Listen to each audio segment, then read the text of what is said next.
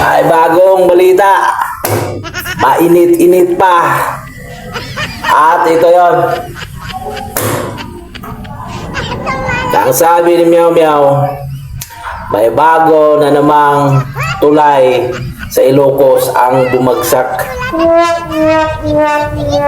At dagdag patutsada, ang galing ng DPWH, si Benz Dayson.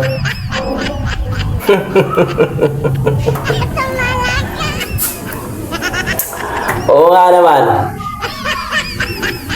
Di ba pinalandakan ninyo na ang baluarting Ilocos o sa Luzon ay konkreto at sinasabing matitibay ang mga proyekto.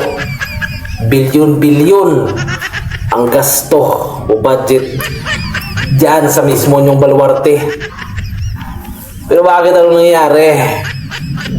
Anong klaseng tulay ito? Parang tulay na kahoy lang.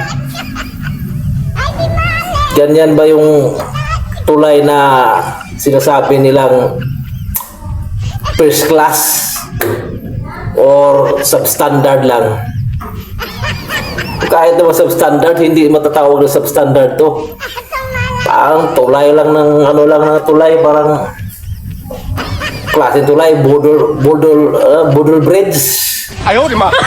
O gano'n. Kawawa talaga ang mga taong naniniwala sa mga pamilyang ito. Mga Marcos, the Budol King, President of the Philippines. Pasok mga kabangag.